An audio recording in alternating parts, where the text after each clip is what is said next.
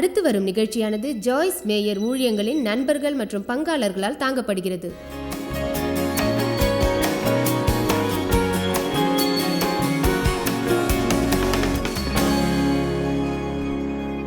நீங்கள் அக்கறை காட்டும் மக்களின் பட்டியலில் எந்த இடத்தில் இருக்கிறீர்கள்? அந்த பட்டியலில் கடைசி இடத்தில் நீங்கள் இருக்கிறீர்களா? இது பற்றிய உண்மையை சொல்வதென்றால், நீங்கள் அக்கறை காட்டும் மக்களின் பட்டியல் முடிவடையும் போது புதிதாக அக்கறை காட்ட வேண்டியவர்களின் பட்டியல் நீளும். பிறகு உங்களை நீங்கள் கவனிப்பதற்கு நேரம் கிடைக்குமா? ஒருவேளை இப்படி நீங்கள் சொல்ல முற்படுவீர்களா, எனக்கு ஏதோ ஒரு உதவியை எப்போது யார் செய்ய போகிறார்களோ இப்படியும் சொல்வீர்கள், இங்கு எல்லா வேலைகளையும் நானே தான் செய்கிறேன், ஆனால் என்ன யாருமே பாராட்டலை. இது சம்பந்தமாக பல்வேறு விஷயங்களை நான் அறிந்துள்ளேன். எத்தனை மக்கள் மீது நீங்கள் அக்கறை காட்டுகிறீர்கள்? நான் அக்கறை காட்டுவது ஏராளமான மக்களிடம். எனக்கு கணவர் உள்ளார், 4 பிள்ளைகள் உள்ளனர், அவர்கள் வளர்ந்தவர்கள். இருந்தாலும் ஒன்றை நான் சொல்கிறேன், உங்கள் பிள்ளைகள் வளர்ந்தாலும் அவர்களின் தேவைகள் முடியாது. ஏதோ ஒரு வகையில் அவர்களின் தேவை இருக்கும். ஆமென். எங்களுக்கு 10 பேர பிள்ளைகள் உள்ளனர். அவர்கள் மீது நாங்கள் மிக அக்கறை காட்டுகிறோம். அநேகமாக ஒவ்வொரு நாளும் அவர்கள் எங்களை தொடர்பு கொள்கிறார்கள். என் மகன் ஏராளமான நாடுகளுக்கு போகிறான், அதனால் அடிக்கடி அவன் எங்கள் தொடர்பில் இல்லை. ஆனால் பேரப்பிள்ளைகள் எப்போதும் உள்ளனர். அவர்களுக்கு இது தேவை, அவர்களுக்கு அது தேவை. ஒன்று தெரியுமா, ஒரு குழந்தைக்கு இன்னொரு குழந்தையிடம் பிரச்சனை, அவர்களிடம் அதை பேசி தீர்க்கிறோம். என்னுடைய தாயாருக்கு 87 வயது, என்னுடைய அத்தைக்கு 83 வயது. அவர்களுக்கு நானே பொறுப்பு. அவர்கள் கணவனை இழந்தவர்கள், எனவே நாங்கள் கவனிக்கிறோம். அதாவது மளிகை சாமான்கள் முதல் டாக்டரிடம் செல்லும் வரையில் எல்லாமே நன்றாக நடக்கும். இப்போது எங்கள் மகள்கள் உதவுகிறார்கள். அது மிகவும் மகத்தானது, அது மிகவும் மேன்மையானது. எங்களிடம் 739 ஊழியர்கள் உள்ளனர். வெளிநாடுகளில் 13 அலுவலகங்கள் உள்ளன. மேலும் அந்த பட்டியல் நீண்டு கொண்டே போகும். உங்களை நான் கவர நினைக்கவில்லை. நான் சொல்ல நினைப்பது என்னவென்றால், நீங்கள் பொறுப்பேற்க வேண்டியவர்களின் பட்டியல் இதுபோல நீளமாக இருந்தால் உங்கள் உணர்ச்சிகள் எப்படி இருக்கும்? ஒரு காலத்தில் பல ஆண்டுகளுக்கு முன்பு அந்த பட்டியலின் கடைசியில் நான் இருந்தேன். உள்ளபடி பார்த்தால் அந்த பட்டியலில் நான் இல்லவே இல்லை. அது எனக்கு ஒரு அவசியமாக இருந்தது. ஏனென்றால் நான் ஒரு பொறுப்புள்ள நபர், எனவே நான் செய்ய வேண்டியவற்றை செய்கிறேன். உங்களை பற்றி நீங்கள் அக்கறை காட்ட வேண்டும். இப்போது நான் சொல்லப்போகும் சில விவரங்களை நீங்கள் கவனமாக கேட்க வேண்டும்.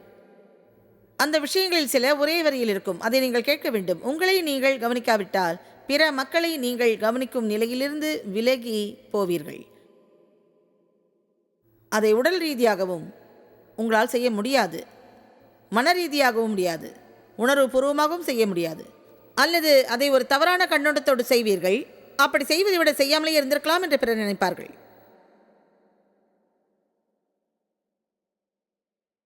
உங்கள் மீதே அக்கறை காட்டுவது சுயநலம்தானே? அதுவே அறிவு. நான் அதிகமாக படித்த புத்தகங்களை எழுதியவர் A.B. சிம்சன். அவர் சுமார் 100 ஆண்டுகளுக்கு முன்பு தேவ மனிதராக வாழ்ந்தவர். நான் விரும்புகிற அநேக விஷயங்களை அவர் கூறியுள்ளார். அதை நான் வெகு நாட்களுக்கு முன் படிக்கவில்லை. அவர் சொல்கிறார், பொறுமை அதுதான் சுய கட்டுப்பாடு, அதுதான் உண்மையான சுய அன்பு. அது ஒரு உற்சாகமான அறிக்கையாக இல்லையா? ஒழுக்கம்தான் உண்மையான சுய அன்பு. எனவே சரியானபடி உணவை உண்பது கூட ஒழுக்கத்தின் அடையாளமாகும். அதன் மூலம் உங்களை நீங்கள் விரும்புகிறீர்கள் என்பதை எடுத்து காட்ட முடியும். ஒரு நிமிடம் இப்போது யோசிப்போம். என்னை நான் நேசிப்பது என்பது உண்மையிலே தவறா? இல்லை, நேசிக்கிறேன். உங்கள் தகுதியை அறிந்து உங்களை நீங்கள் நேசிக்காவிட்டால் பிறகு உங்கள் அன்பும் தேவன் உங்களை படைத்ததும் தவறாகிவிடும். உங்களுக்காக அவர் பெரிய விலை கொடுத்துள்ளார். எனவே உங்கள் தகுதியை அறிந்து உங்களை மதிக்க வேண்டும். தேவன் உங்களுக்கு கொடுத்ததை பற்றி அக்கறை காட்ட வேண்டும். ஒழுக்கமே உண்மையான சுய அன்பாகும். எனவே உங்களது உண்மையான ஆர்வங்களில் அக்கறை காட்ட வேண்டும். பிற மக்களின் ஆர்வங்களில் அக்கறை காட்டுவதை ஒரு கடமையாக எண்ண வேண்டும். அது ஒரு அருமையான அறிக்கை என்று நினைக்கிறேன். உங்கள் மீது நீங்கள் அக்கறை காட்டுவதும் ஒரு கடமையாகும். பிற மக்களை நாடி அவர்களுக்காக தியாகம் செய்ய வேண்டும். கிறிஸ்தவர்களாக இருந்து கொண்டு அநேக சமயம் நாம் சாக்கடையில் விடுகிறோம். ஒரு வகையில் சுயநலத்தோடும் சுய ஆசை உள்ள கிறிஸ்தவராகவும்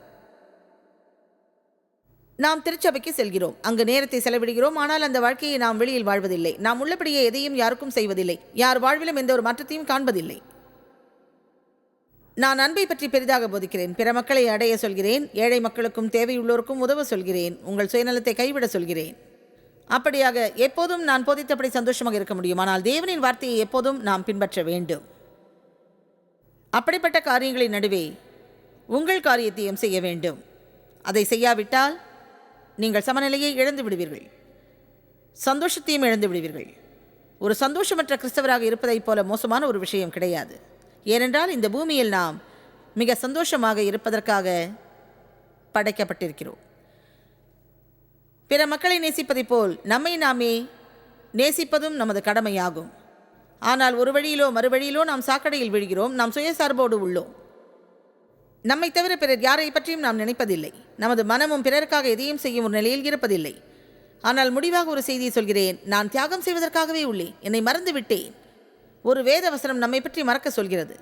ஆனால் அதை நீங்கள் முற்றிலும் புறக்கணிக்க முடியாது. இப்போது நான் எனக்காக எதையும் செய்வது இல்லை, பிறருக்காகவே எல்லாவற்றையும் நான் செய்கிறேன். அந்த வகையில் நீங்கள் ஒரு சுய சார்புள்ள வெறுக்கத்தக்க கிறிஸ்தவர். அதை கைவிட்டு நீங்கள் தியாகம் செய்யும் கிறிஸ்தவராகலாம். அதே சமயம் ஒருவருக்கு மத ரீதியான அணுகுமுறையும் செய்யும் காரியங்களில் வருத்தமும் இருந்தால் அது கோணலாகிவிடும். ஏனென்றால் அவர்களுக்காக யாரும் எதையும் செய்ய மாட்டார்கள். அப்படிப்பட்டவர்கள் இங்கே யாராவது இருக்கிறீர்களா?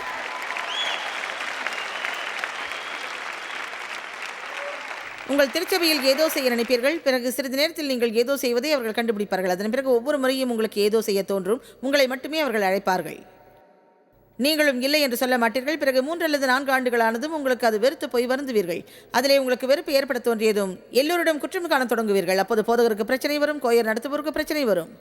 அந்த திருச்சபையின் கதவு நிறம் உங்களுக்கு பிடிக்காது, பிற மக்களையும் பிடிக்காது, உங்களுக்கு அப்போது எதுவுமே பிடிக்காது. அது உங்கள் தவறுதான். எனவே உங்கள் வாழ்வில் சமநிலையோடு இப்படி சொல்லுங்கள், உங்களுக்கு தெரியுமா, என்னால் இது முடியும், என்னால் இது முடியாது.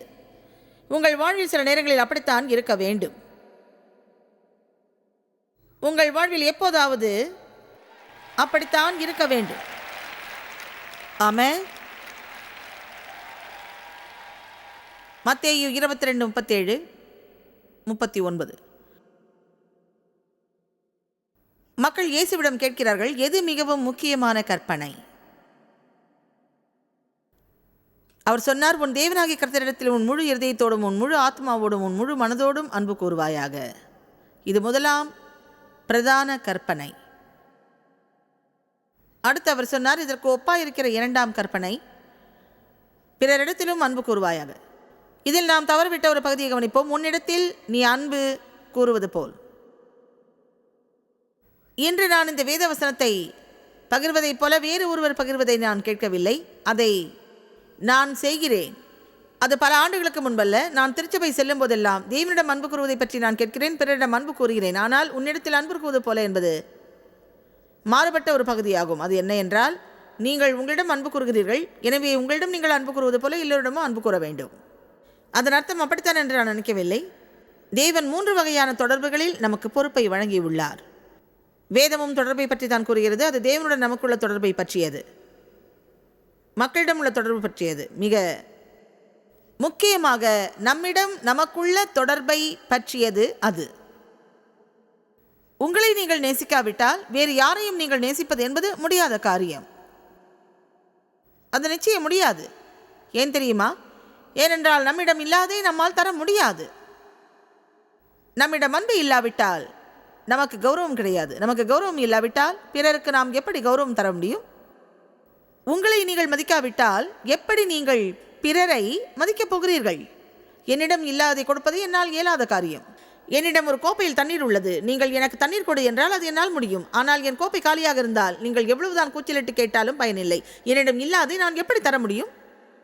பல வருடங்களாக நான் அன்பை விரும்பினேன். ஆனால் என் பிரச்சனை இடையிடையே குறுக்கிட்டது. அதே சமயம் பிற மக்களை நேசி என்று வேதவசனம் கூறுவதை நான் மிகவும் விரும்பினேன். ஆனால் அதை செய்ய தவறினேன், தொடர்ந்து தவறினேன். முடிவாக என்னையே நான் நேசிக்கவில்லை என்பதை உணர்ந்தேன். எனவே பிறரிடம் நான் கருணையோடு இல்லை. கடினமாகவும் இறுகிய மனதோடும் தீவிரமாகவும் தீர்மானத்தோடும் இருந்தேன். பிறரிடம் நான் கருணையோடு இல்லை. ஏனென்றால் தேவனிடமிருந்து அப்போது எனக்கு கருணை வரவில்லை. எனவே என் மீதே நான் கோபப்பட்டேன். உங்கள் மீதே நீங்கள் கோபப்பட்டால் பிற மக்களிடம் நீங்கள் கோபமாக இருப்பீர்கள். உங்களிடம் தூய்மையை கோரினால் பிற மக்களிடம் நீங்கள் தூய்மையை கோருவீர்கள். இதை நீங்கள் செய்யாவிட்டால் உங்கள் ஓய்வில்லாத வாழ்வில் ஒரு இடைவெளி ஏற்படும். எனவே உங்களை பற்றி உங்களுக்குள்ள தொடர்பில் நீங்கள் கீழ் மட்டத்திற்கு சென்று விடுவீர்கள். உங்களை விரும்புகிறீர்களா? உங்களை நேசிக்கிறீர்களா? உங்களை மதிக்கிறீர்களா? உங்களிடம் கௌரவம் உள்ளதா? உங்களுக்காக காரியம் செய்கிறீர்களா? குற்ற உணர்வு இல்லாமல் உங்களது தேவைகளை நீங்களே மனமுவந்து சந்திக்கிறீர்களா? சில நேரங்களில் நமக்காக நாம் எதை செய்தாலும் அந்த பிசாசானவன் நம்மை சுற்றி வந்து அதை செய்வதில் நம்மை குற்றப்படுத்துவான். அந்த பணத்தை நீங்கள் பிறர் கொடுத்துருக்கலாம், உங்களுக்கு இன்னொரு கம்மல் தேவையில்லை, அது நீங்கள் செஞ்சுருக்கலாம், அது செய்யாமல் இருந்திருக்கலாம், இதை நீங்கள் செஞ்சுருக்கலாம், அந்த இருக்கையில் படுத்தபடி ஏன் படம் பார்க்குறீங்க, இன்னும் செய்ய வேண்டிய வேலை நிறைய இருக்குது. நான் சொல்வது உண்மையா இல்லையா?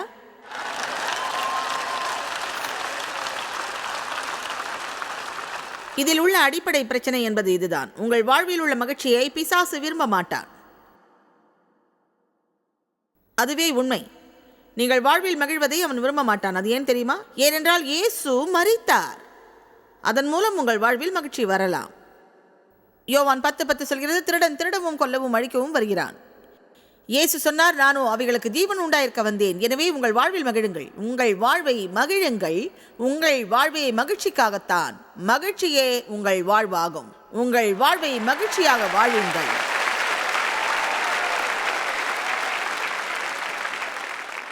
இந்த கிரகத்தில் நாம் இருப்பது இடத்தை நிரப்பவும் அல்லது சுவாசிக்கவும் அல்ல. என் பிள்ளைகள் சந்தோஷமாக இருப்பதை பார்ப்பதை விட வேறு எதிலும் எனக்கு மகிழ்ச்சி வராது. அவர்கள் ஒருவருக்கொருவர் மகிழ்வாக இருப்பதை நான் விரும்புகிறேன். ஒவ்வொரு மனிதனும் ஒவ்வொரு உயிரினமும் மகிழ்வதைக் கண்டு தேவன் தானும் மகிழ்வோடு உள்ளார். தேவன் செய்வதை காட்டிலும் ஒரு அருமையான சிரிப்பை யாரும் பாராட்ட மாட்டார்கள். அவர் வேடிக்கை படைத்தார், அவர் சிரிப்பை படைத்தார், மகிழ்ச்சியை படைத்தார். பிசாசானவன் தான் துன்பத்தோடு வருவான், அருவருப்போடும் கவலையோடும் மன அழுத்தத்தோடும் வெறுமையோடும் குறுகிய எண்ணத்தோடும் கோபத்தோடும் மன்னிக்காமலும் இருப்பான். அவன் வருவது கொலை செய்ய, திருட, நம்மை அழிக்க. உங்களை நீங்கள் மகிழவில்லை என்றால் உங்கள் வாழ்வை நீங்கள் மகிழ முடியாது.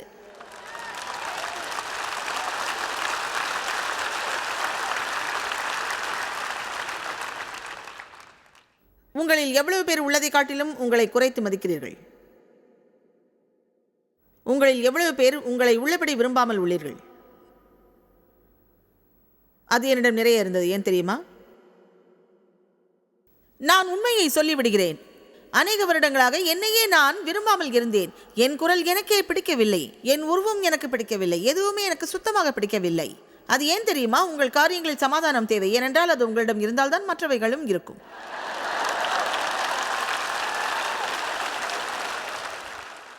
உங்களிடம் உள்ளதை பயன்படுத்த முதலில் அறியுங்கள். அதில் நல்லவற்றை நீங்கள் செய்யுங்கள். அதை முன்னேற்ற முடிந்தால் முன்னேறுங்கள். அதில் தடை ஏற்பட்டால் அதை நேசியுங்கள். ஆமென். நம் தேவைகளை நாம் மறந்தால் அதன் முடிவு வெறுப்போடும் வருத்தத்தோடும் இருக்கும்.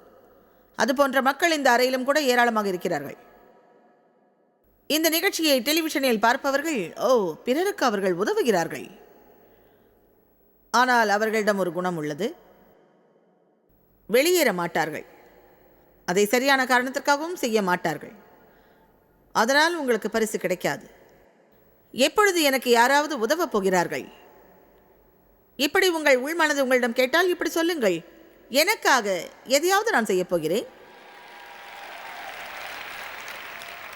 ஒன்றை நன்றாக கேளுங்கள். இதை நீங்கள் தெரிந்து கொள்ள வேண்டியது மிக முக்கியமாகும். உங்களை சந்தோஷப்படுத்தும் வேலையை பிறருக்கு கொடுப்பதை முதலில் நிறுத்துங்கள்.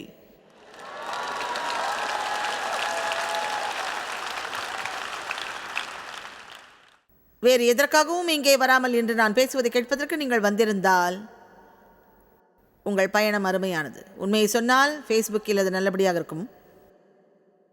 உங்களை சந்தோஷப்படுத்தும் வேலையை பிறருக்கு நீங்கள் கொடுக்காதீர்கள். பல ஆண்டுகளாகவே தேவ் மீது கோபப்பட்டேன். காரணம், அவர் என்னை சந்தோஷமாக வைக்கவில்லை. முதலாவதாக, நான் சந்தோஷமாக இருப்பதையே விரும்பவில்லை. எனவே பிறர் செய்வதை பற்றி எனக்கு கவலை இல்லை, உள்ளபடியே நான் மகிழ்ச்சியாக இல்லை.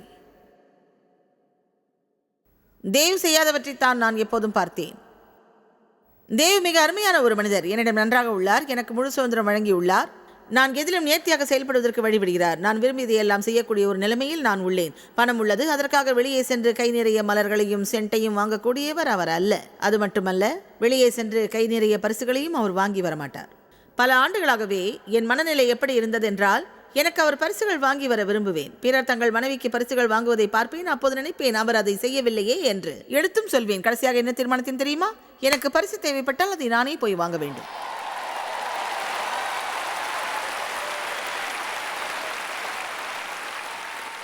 இது வளர்வதற்கான நேரம். நம்மை சந்தோஷப்படுத்த பிறரிடம் பொறுப்பை ஒப்படைப்பதை உடனே நிறுத்துங்கள். அந்த ஒரு விஷயத்தில் தேவ மகத்தானவராக இல்லைதான், ஆனால் மற்ற 99 விஷயங்களில் அவர் மகத்தானவர்.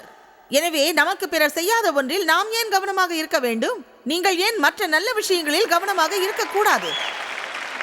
அவர் மிகவும் நியாயமானவர். அதனால்தான் அவர் சொல்வார், அதை நான் வெளியே சென்று வாங்கி வருவதில் அர்த்தமில்லை, ஏனென்றால் அதை நீயே போய் வாங்கி வரலாம். அவர் செய்ய மாட்டார். ஆனால் ஒன்று, ஆண்கள் எப்போதுமே அதை உணர்வுபூர்வமாக பார்ப்பதில்லை. நகரம் முழுவதும் ஓடிப்போய் அதை அவர் வாங்கி வர வேண்டும் என்று நான் விரும்புவேன். அதன் பிறகு அதையே நினைத்திருப்பேன், ரகசியமாக நினைப்பேன், எனக்கு இது பிடிக்கவில்லை. அவர் அதை கவனிக்காவிட்டால் நான் அவரை கோல் சொல்வேன். ஒன்று சொல்கிறேன், நாடகம் போல் என் வாழ்க்கை மாறியது. என்னை மகிழ்விக்கும் பொறுப்பை பிறரிடம் ஒப்படைக்காத போது அடிமட்டத்தில் இருந்த என்னுடைய மகிழ்ச்சி மேலே வந்தது. அது முதல் நான் மகிழ்ச்சியாக இருக்க தீர்மானித்தேன். என்னை மகிழ்விக்கக்கூடிய காரியங்களை நான் செய்தேன், ஆனால் அது சமநிலையை மீறவில்லை. நான் பிறருக்கு ஏராளமாக செய்கிறேன், கொடுப்பதை விரும்புகிறேன். அது எனக்கு பிடித்தமான ஒரு விஷயம். பிறருக்கு உதவுவதை நேசிக்கிறேன். பிறருடைய தேவைகளை அறிய நான் விரும்புகிறேன். அந்த தேவைகளை நான் நிறைவேற்றுகிறேன். ஆனால் தொடக்கத்தில் அது வெறுப்பிலும் வருத்தத்திலும் முடிவதை பார்த்தேன். அது எப்படி உள்ளது தெரியுமா? எனக்கு என்ன எனக்கு என்ன எனக்கு என்ன எனக்கு என்ன எனக்கு என்ன எனக்கு என்ன நீங்கள் சொல்வதற்கு முன்பாகவே அதை நான் செய்வேன். அந்த பழைய பாட்டையே நான் எப்போதும் பாடிக்கொண்டு இருந்தேன். நான் கேட்பதெல்லாம் மீண்டும் அது வேண்டாம், அதை நான் கேட்க விரும்பவில்லை. எனக்கு என்ன எனக்கு என்ன எனக்கு யாரும் எதுவும் செய்ய மாட்டார்களா? நான் வாரம் முழுவதும் கடினமாக உழைக்கிறேன். நாங்கள் வீட்டுக்கு போகிறோம். அங்கே போனதும் தேவ் கால்ஃப் விளையாட போவார். ஆனால் நான் தனியே வீட்டுக்கு போவேன். செய்வதற்கு எதுவும் இல்லை. நான் என்ன செய்வது? என்னை கவனிப்பார் இல்லை. என்னை என்னை என்னை உங்களில் எவ்வளவு பேர் அப்படி இருக்கிறீர்களோ தெரியாது. இங்கு தவறான ஒரு கூட்டம் கூடி உள்ளதாக நான் நினைக்கிறேன். ஒருவேளை இந்த நிகழ்ச்சியை டிவியில் பார்க்கும் ஒருவருக்கு உண்மையிலேயே என் நற்செய்தி தேவைப்படலாம். அது ஏன் தெரியுமா? சில நேரங்களில் ஏதாவது ஒரு காரியத்தை நாமே செய்துவிட முடியும் என்று நினைக்கின்றோம். ஆனால் நாம் ஒரு விஷயத்திற்கு அடிமையாவோம். அதுதான் முணுமுணுத்தல், குறைபடுதல், குற்றம் சொல்லுதல். அப்போது நமது தோள்கள் உயரும், புதிய வீரம் வரும். நாம் பாவம் என்போம். ஆனால் நாம் செய்கிற எதையுமே நல்லபடியாக செய்ய மாட்டோம். ஓரிடத்தில் உட்கார்ந்து சொல்வோம், இது நீ எனக்காக செய்ய மாட்டேன், அது நீ எனக்காக செய்ய மாட்டேன், இது நீ எனக்காக செய்ய மாட்டேன் என்று எல்லா மன்னிப்பையும் நாம் ஒதுக்குகிறோம். உங்களுக்கு ஏதாவது நடக்க வேண்டுமென்றால் அதை பிறர் செய்யாத பட்சத்தில் நீங்களாகவே செய்யுங்கள்.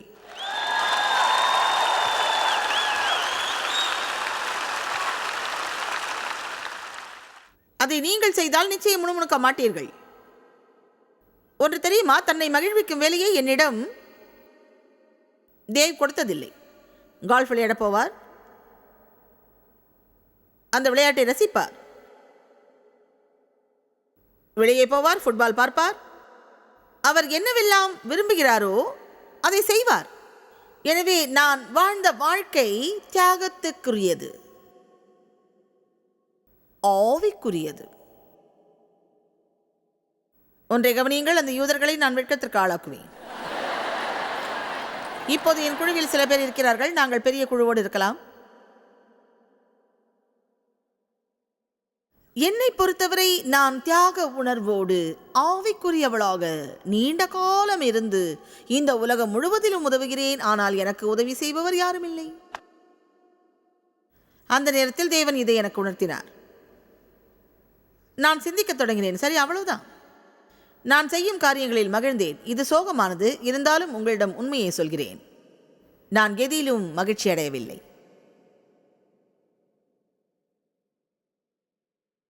நான் இவ்வளவு காலம் உழைத்தேன். எப்போதும் வேலை வேலை வேலைதான், வேலை தவிர்த்து ஒன்றுமில்லை, மற்றவரை கவனித்துக் கொள்வது மட்டும்தான். இன்று சில வேலைகள் செய்யலாம் என்றால் எந்த வேலை செய்வது என்று எனக்கு தெரியவில்லை. இதை தேவி எண்ணி பார்ப்பார். நீண்ட காலமாக எனக்கு இது கடினமான ஒன்றாக இருந்தது. எனக்கு எதுவுமே பிடிக்காமல் இருந்தது. ஏனென்றால் நான் எதுவும் செய்யவில்லை. எனது வேலைக்கு வெளியே எந்த உற்சாகத்தையும் நான் நாடவில்லை. நான் குறிக்கோளோடு இருந்து தேவனின் அழைப்புப்படி செயல்பட்டேன். அதை தவிர வேறு எந்த வாழ்க்கையும் எனக்கு இல்லை.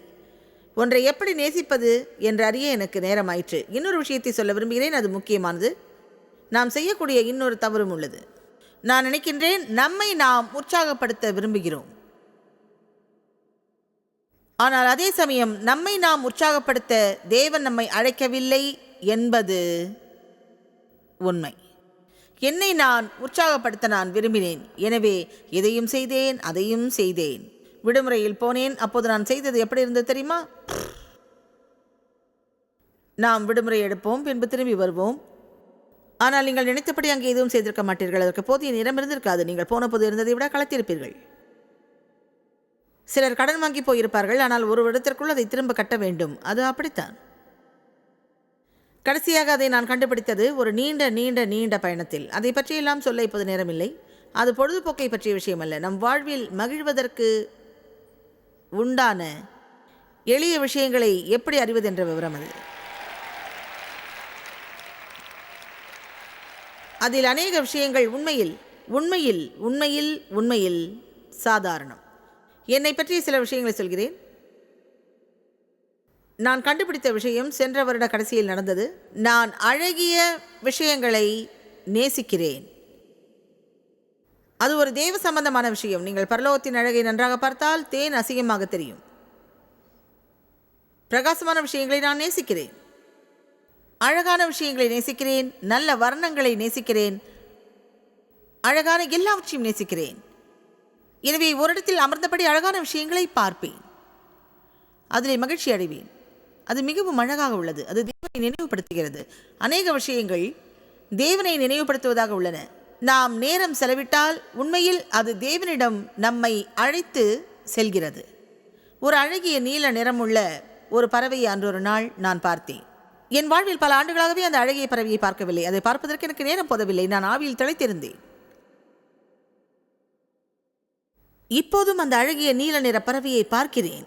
தேவன் எவ்வளவு பெரிய ஒரு படைப்பாளி! அவர் இந்த உலகத்தில் அருமையான வர்ணங்களை பூசி அழகுடன் வியப்பாக வைத்துள்ளார். ஆனால் நாம் எந்த ஒரு காரியத்தையும் அவசரமாக செய்கிறோம். ஏனோ தெரியவில்லை. பாதி நேரம் நாம் என்ன செய்கிறோம் என்றே நமக்கு தெரிவது இல்லை. ஒரு எளிமையான விஷயம், ஒரு நல்ல நண்பரோடு சேர்ந்து நடப்பது, அதை நேசிக்கிறேன். ஏன் தெரியுமா? ஒரு உயர்வான நபரோடு இருப்பதை நான் விரும்புகிறேன். ஆனால் அது மிகவும் கடினமாக இந்நாளில் உள்ளது. ஒரு நல்ல நண்பரை பார்த்தால் அவரோட கப் காஃபி அருந்துவதை மிக விரும்புவேன். அதிக நேரம் இல்லாவிட்டாலும் 45 நிமிடமோ 1 மணி நேரமோ செலவழித்து பேசுவேன். அதை பற்றி கொள்வேன். ஏன் தெரியுமா? அது நல்லது. நல்ல மனிதர்களோடு இருப்பதை நான் விரும்புகிறேன். இரக்கமுள்ள மனிதர்களோடு இருப்பது அருமையானது. அவர்கள் கற்பனை உள்ளவர்கள், பிறருக்கு நல்லவர்களாக இருப்பார்கள். எப்போதும் நீங்கள் அறியக்கூடிய மக்களை சுற்றி இருங்கள். உங்களை குழியில் தள்ளும் மக்களோடு இருக்காதீர்கள். நீங்கள் அறியக்கூடிய மக்களோடு மட்டுமே இருங்கள். அவர்கள் உங்களை மாற்றுவதோடு உங்களை உயர்த்துவார்கள். நல்ல படங்கள் எனக்கு பிடிக்கும். ஓய்வு எனக்கு பிடிக்கும். உங்களுக்கு ஓய்வு பிடிக்காவிட்டால் கொஞ்சம் வயதாகும் வரை காத்திருங்கள். பிறகு நீங்கள் ஓய்வை விரும்புவீர்கள். இரவு நேரங்களில் தேவும் நானும் வீட்டில் அமர்ந்தபடி பேசுவோம். அப்போது நாங்கள் இந்த கிரகத்தில் 35 வருடங்களாக நான் ஓடி உழைத்துள்ளேன். ஒவ்வொரு இரவும் ஒவ்வொரு வாரமும் உழைத்துள்ளேன். எனது வேலைகளை இரவு 9 அல்லது 10 மணி வரை கவனிப்பேன். என் பிள்ளைகள் தூங்குவார்கள். யாரும் இல்லை. தேவும் நானும் எங்கள் நாயும் ஓய்வெடுப்போம். அதுதான் பரலோகம். அமைதியை விரும்புவேன். சமாதானம் விரும்புவேன். கொடுப்பதை விரும்புவேன். நான் உண்மையில் மகிழ்வது எல்லாம் பிறருக்காக எதையோ செய்யப்போகிறேன் என்று யாராவது ஒருவர் சொல்வதை, அவர்கள் வெளியே சென்று அந்த காரியத்தை செய்வதை. பிறர் முகத்தில் சிரிப்பை வரவழைப்பதற்கு முதலில் அறியுங்கள். அது நிச்சயம் உங்கள் முகத்தில் சிரிப்பை வைக்கும். பிறருக்கு கொடுப்பதை விட வேறு எதுவும் எனக்கு மகிழ்ச்சி அளிக்காது. எனவே மறக்காதீர்கள், பிறருக்கு உதவக்கூடிய ஒரு நல்ல காரியத்தில் அக்கறை காட்டுங்கள். அதே சமயம் நீங்கள் வலிமையாக இருங்கள். ஆரோக்கியமாக இருந்து உங்கள் மீது அக்கறை செலுத்துங்கள். தேவன் ஆசீர்வதிப்பார். பங்காளர்களுக்கும் எங்களது நன்றியையும் பாராட்டுகளையும் தெரிவிக்கிறோம். ஒன்றாய் இணைந்து நாம் பசியுள்ளவர்களை போஷித்து உடைகளை கொடுத்து தேசங்களுக்கு சுவிசேஷத்தை சொல்லி வருகிறோம். எங்களை தொடர்பு கொண்டு உங்கள் ஜெப தேவைகள் மற்றும் எங்களின் வெளியீடுகள் பற்றி அறிந்து ஜாய்ஸ் அவர்கள் நிகழ்ச்சிகளை அறிந்து எங்களோடு இணைந்து தேவ அன்பை உலகிற்கு பரவச் செய்யுங்கள். அடுத்து வரும் நிகழ்ச்சியானது ஜாய்ஸ் மேயர் ஊழியங்களின் நண்பர்கள் மற்றும் பங்காளர்களால் தாங்கப்படுகிறது.